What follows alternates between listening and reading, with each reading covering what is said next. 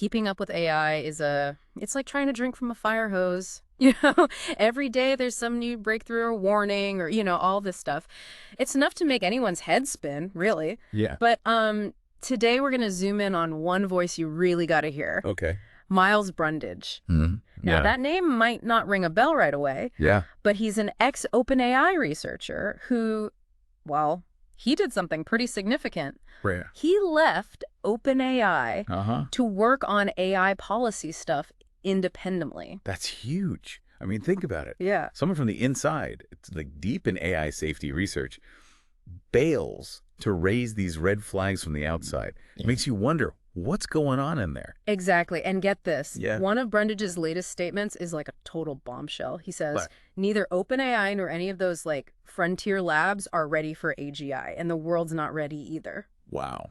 Now, before we, jump into all of that statement means, Oh, yeah. let's make sure everyone's on the same page about what AGI actually is. AGI, that's artificial general intelligence. Basically, AI that can learn, understand, do any intellectual thing a human can. So that's sci-fi AI, right? Right. Like problem solving, decisions, all that.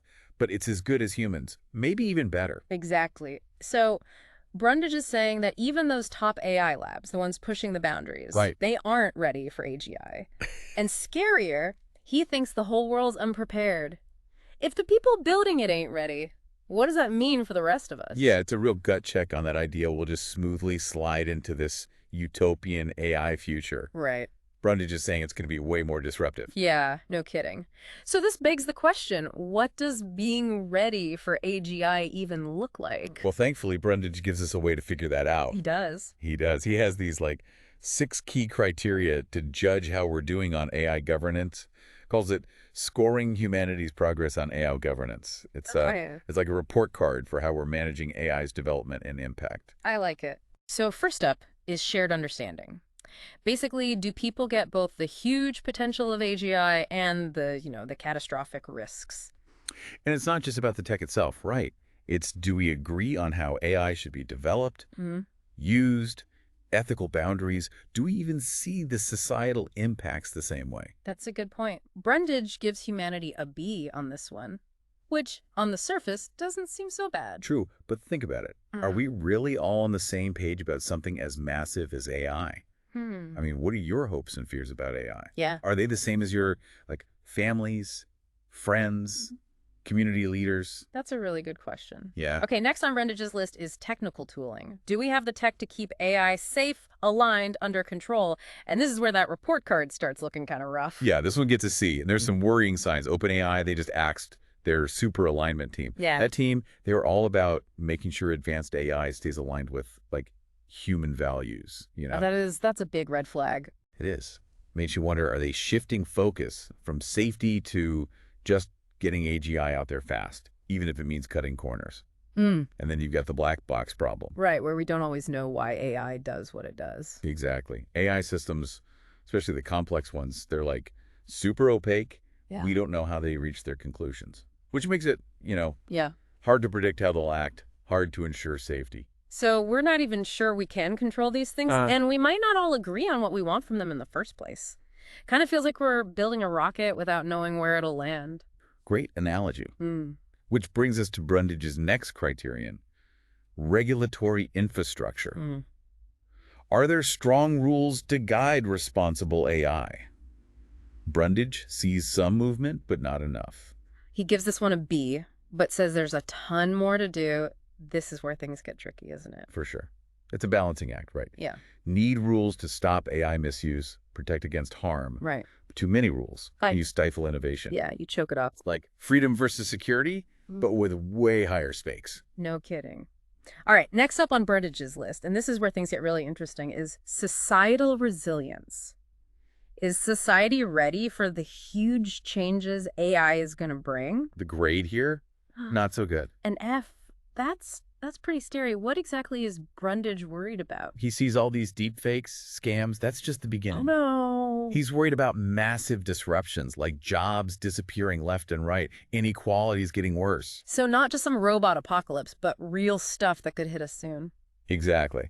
This is where his warning about cognitive haves and have-nots comes in. Will access to advanced AI depend on how rich you are? That could create a whole new level of division. Imagine AI tutors, healthcare, all the good stuff, only if you can pay for it. That's a chilling thought. Have you seen AI impacting your work yet? Oh, definitely. And I think everyone should be asking that question. Yeah. How's AI changing your work, your skills, your career? Good point. We'll dive into the economics later. But for now, let's move on to AI development on Brundage's list. So we're talking about what kind of AI we're focusing on. Is he worried about that? He is. He says we're not really thinking hard enough about the consequences of making AI smarter than us. But he's not saying stop all AI research. No, but he wants a more careful, ethical approach. He's especially wary of this, race mentality, especially with China. Yeah. Worries that pressure to get to AGI first will make us cut corners on safety and ethics. So it's not just if we get AGI, but how do we get there? Precisely. Yeah. And that brings us to Brundage's last criterion, which he thinks is the foundation for everything else: assessment and forecasting. Can we predict how AI will evolve so we can prepare? Brundage says this is crucial, gives it an and for importance. But he also has some unsettling observations. He thinks reaching AGI might be easier than we think, and the difference between what's happening in secret labs and what we see publicly might not be that big. That's kind of scary when you think about those other 5 criteria we haven't met. So we could be on the fast track to AGI without any safeguards. This is a lot to take in. Before we go any further, I want to ask you, the listener, a question. What part of Brundage's assessment worries you the most so far? Yeah, there's a lot to think about with all this. Brundage definitely brings up some serious stuff, but it's important, to really grapple with all of it. For sure. One of the scariest things Brundage talks about is, well, how AI could impact the economy. Like, he thinks lots of jobs are going to disappear.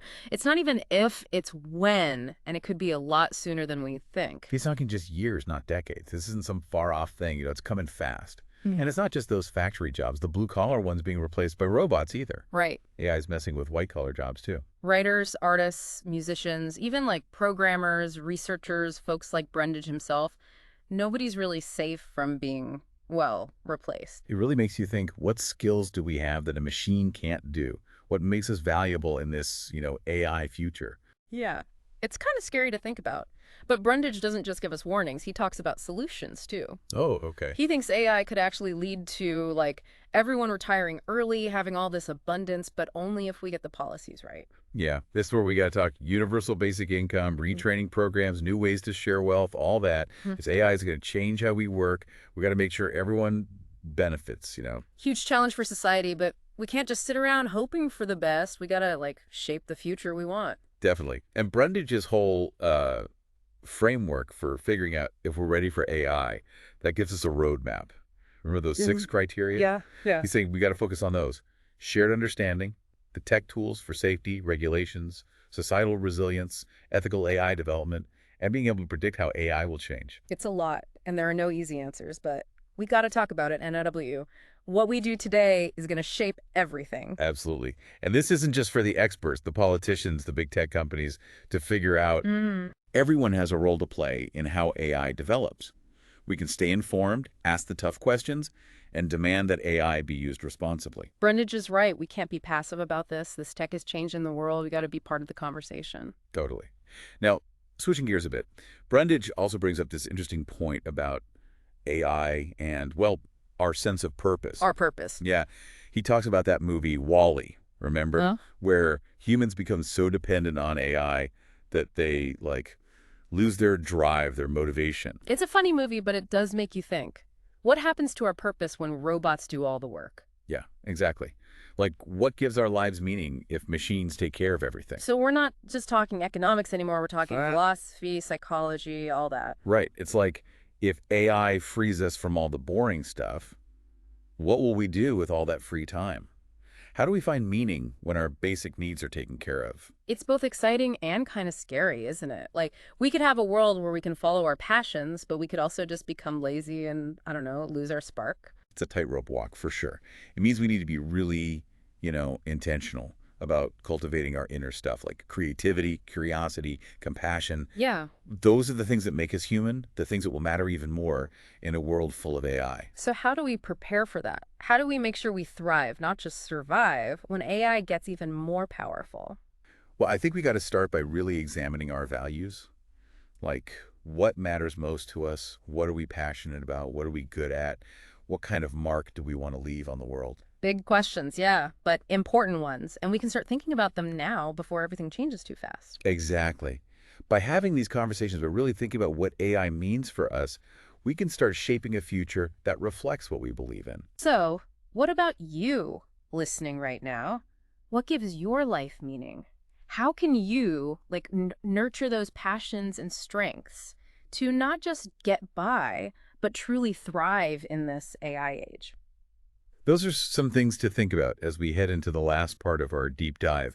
So we've talked about a lot with AI, the good, the bad, how it could change our jobs, even what it means for us as, humans. Yeah. But as we wrap up this deep dive into what Brundage has to say, there's this one thing that's been kind of looming in the background. You mean like that gap between people who have access to good AI and those who don't? Exactly. Brundage calls them the cognitive haves and have-nots. Right. It's like a new kind of digital divide. Right. And we're already seeing it, even now. Yeah, like those fancy AI writing tools. Yeah, the image generators. Oh, that's right. If you've got the money, you get the better version, the one with all the bells and whistles. Right.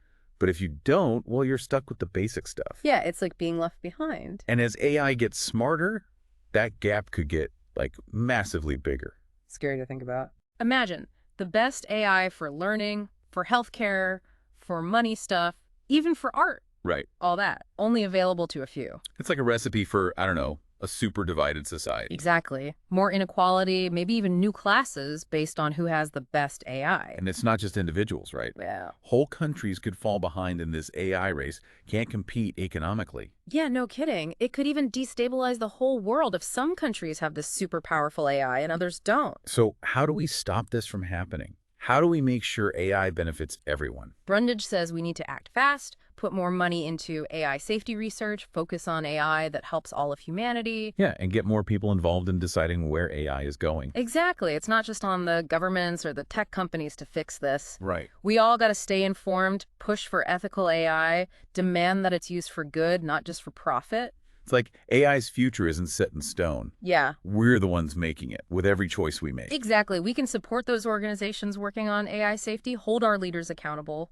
Yeah. Educate ourselves and others about what AI can do, good and bad. We got to make sure AI is a tool that helps people, not something that divides us or exploits us. It should be something that makes us better, more creative. All right. Something that lifts everyone up. We've covered a lot in this deep dive, a lot to think about. Yeah, for sure. We've talked about the potential of AI, the dangers, how it could change our jobs, our society, even what it means to be human. It's a lot to wrap your head around, and it's always changing. But that's why it's so important to stay engaged, to keep asking questions. Absolutely. We hope this deep dive has given you some, food for thought, and maybe inspired you to learn even more. Yeah, keep digging into this stuff. And remember, AI's future is being written right now, and we all have a hand in it. So let's make sure we write a good one.